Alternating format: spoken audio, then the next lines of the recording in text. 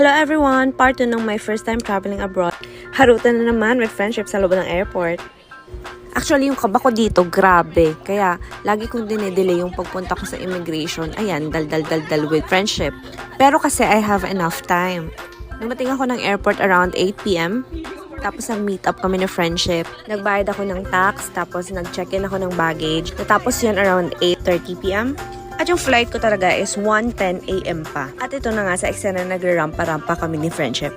Hindi ko masyadong na-explain sa part 1 kung bakit yung kaba ko ay sobra-sobra. Aside from mga nababasa ko at napapanood ko na immigration story ng other travelers, especially yung mga first-time international travelers, marami nakakapagsabi sa akin na red flag ang India, red flag pa ang solo female traveler. So, doble-doble ng pag-red flag ito. Na kahit meron kang e-visa sa India, hindi assurance yun para makapasa ka sa immigration. Iyak ka talaga pag naswertehan ka ma-offload. Kasi ang mahal ng flight ticket sa India.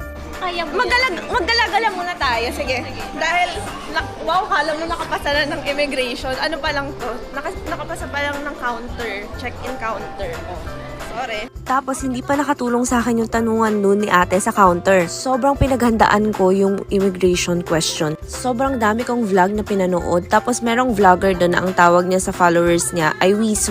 Sinabi niya sa vlog na yung mga personal sa check-in, medyo sinisipat na nila kung papasa tong mga traveler na to sa immigration or hindi. So, doon sa face ni ate, parang feeling ko tuloy babagsak ako sa immigration dahil sa mga sagot ko sa mga tanong niya. Parang di siya satisfied. Parang alam niyang may tinatago ako. Pero don't get me wrong, talagang turista ako at babalik naman ako ng Pilipinas. Talagang kabado lang talaga akong ma-offload. To give you more context, lahat ng binuko, flights, hotels, lahat yun non-refundable kasi maraming nag-tip sa YouTube at saka sa ibang mga platform. Dapat pinakita mo sa immigration officer yung mga bookings mo, dapat hindi siya cancelable. Pero ready naman ako sa mga questions ni IO. Kaso nga lang, ayokong meron silang makitang dahilan para i-offload ako. May nakapagsabi pa na dapat ang first time travel mo is 2 to 3 days only. Kasi red flag daw pag matagal.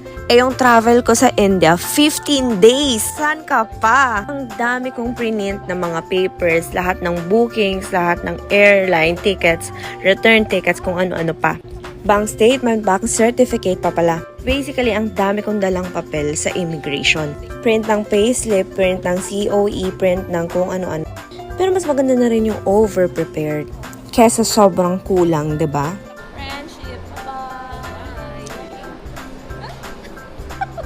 Plastic? Plastic. Bye-bye, friend! Kailangan ko nang harapin ang katotohanan na kailangan kong dumaan sa immigration. Naman si Cecil, ako na lang ang pupunta sa immigration. Ako na lang. Dahil ako lang din naman yung mag-travel. So, ayan. Let's see kung iiyak ba ako, matutuwa ako. Pero sana matutuwa ako. Bye-bye! Bawal na ang camera. Ang dami ko na palang nasabi pero hindi ko pa rin nakwento kung ano yung mga specific questions na tinanong sa akin ni IO. Pero sa next, upload ko na lang yun. Pero siguro, ang gusto ko lang din sabihin, hindi lahat ng immigration story pare-pareho. And everyone has the right to travel. Sa totoo lang, nasayang yung kaba ko. Kasi kung fit to travel ka naman, may proof of funds, at saka walang tinatagong kababalaghan. E di kung mag-travel ka, huwag kang matakot sa IO. Yun lang, see you sa part 3!